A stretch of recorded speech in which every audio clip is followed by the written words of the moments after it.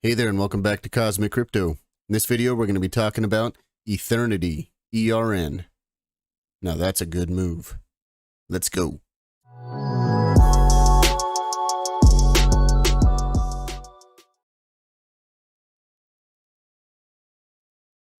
Okay, welcome back. If you're not subscribed to the channel, please go down and hit that subscribe button. I'd really appreciate that. And if you're not following me yet on Twitter, that's down in the description. You can find me there. Also, I've got some affiliate links down below. If you want to support this channel, that'd be greatly appreciated. You can click on one of those affiliate links and usually you get a bonus or, TradingView, I think it's you get 30 bucks, I get 30 bucks, something like that. Awesome. Okay. Ethernity. Wow. Yeah, I heard about this project. When was that? 2021? Early 2021? What's the date on this? Yeah, March of 2021. There was a lot of hype around it. And it had a big move, and then it just kept falling and falling. But my goodness, look at this. That's a nice move. So just on this one candle here, I'm on the weekly time frame. On this one candle here, from bottom to top, 188%. My word. And not only that, but the volume is coming in too, and there's still 3 days and 17 hours to go. Holy smokes. Okay, so man, I totally should have bought some of this back here. I didn't even pay attention to it, but we have been in this falling wedge for quite some time now, obviously, since all the way back to the beginning. And you know what? We had a nice double bottom pattern form here. We had a big gap here below on the falling wedge, showing that the bears were losing momentum to the downside. I haven't even looked at this chart except for just 2 seconds ago, so we're going to be winging it here. From the bottom to the top of this right here, we came back, we tapped the 786, and then we had the blast off. I don't know if this is news related, why we're getting this massive move, or if it's just because. I don't know. I mean, if it is news related, they sure picked a good time right at when this falling wedge breakout was supposed to happen. So there's that. But, okay, let's look at some support and resistances here. So, you know, we've got some resistance right there, which we almost reached, not quite, but that's pretty strong resistance right around the $4.38 level. We've also got some resistance coming in right here around the $5.70 level. So if we can get up there, that's where I expect that we're going to go. Honestly, I don't think we're going to get there anytime soon. We still have 3 days, 16 hours now until this candle closes. So we really need this candle to close with a body above this line right here, the resistance line. If it gets shot right back down and it's just a giant wick above this, I mean, it's still kind of a good sign. It means that the buyers are stepping in and making a move here. But I'd really like to see the candle body close above here. And also, I do expect us to come back and retest this. So we've got, in order for this W pattern to be valid, in my opinion, we would need to come back down and retest right around the $2.44 level. So if you miss this big move, you can kind of look to get in around the $2.44 level, and honestly, probably even lower, because the wick might come down to $2.20, $2.17, roughly around there if you're trying to get into this move. So I'd be looking at that.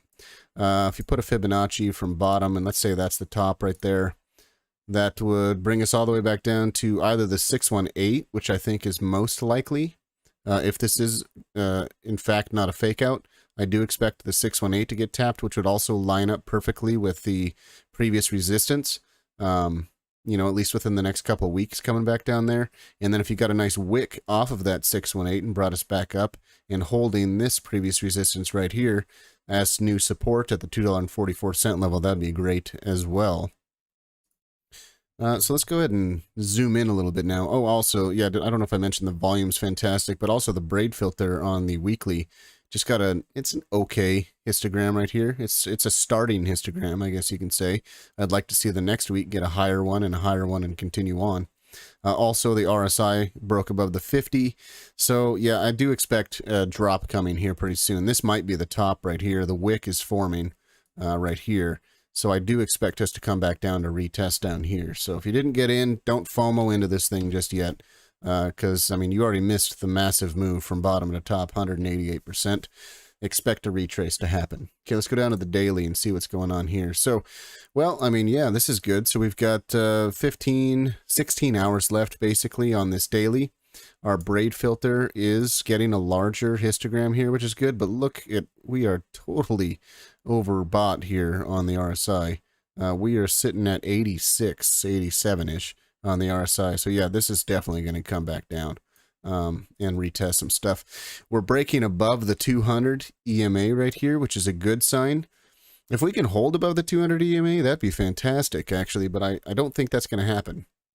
I think we're going to get rejected on this 200 EMA, and then we're going to come back down, and we're going to retest this trend line. I don't know how many times, maybe a couple times, and then continue on if this remains bullish. Or, you know, maybe we come back down, retest it once, get a wick, and then we hold this line that I was talking about, which would be good, because that way we can continue on to the upside. That would be, honestly, the most bullish thing that could happen right now.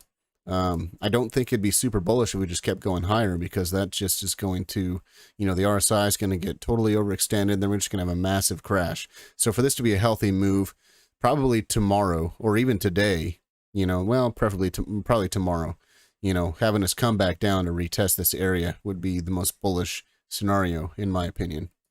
So we did create this double bottom here. We got one bottom there, one bottom there. We probably already reached our price target. Let's find out. Well, maybe not. So we'll put our price target out there.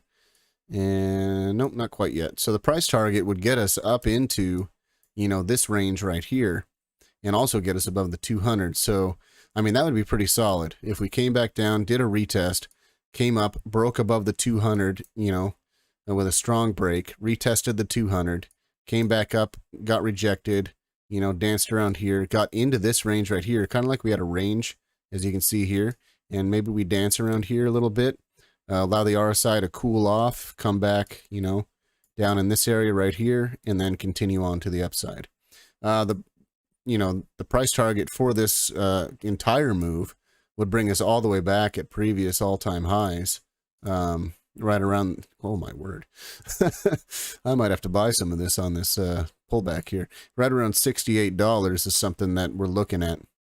Yeah, so pay attention. This is a pretty solid move from Ethernity, and I heard about this a long time ago.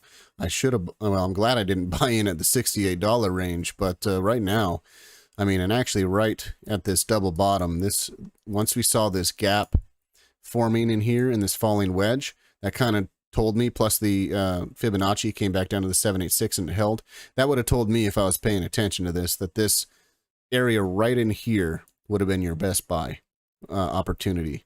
And so I missed that, and so did probably a lot of you watching this video, wondering what the heck's going on with Ethernity. So just wait for the pullback, wait till you get some support, wait till it taps off that 618 retracement, which is right around here. If you want to put a couple orders in, you can put some at the 0.5 Fibonacci, which I think was right around here. Otherwise, the 618. I might actually look into this myself as well, because it looks pretty solid to me. Anyway, that's pretty much all I got. If you like this video, please subscribe to the channel. Tap that like button. Click on one of my affiliate links to help me out. And yeah, not a financial advisor, just a dude on his computer. Talk to you later.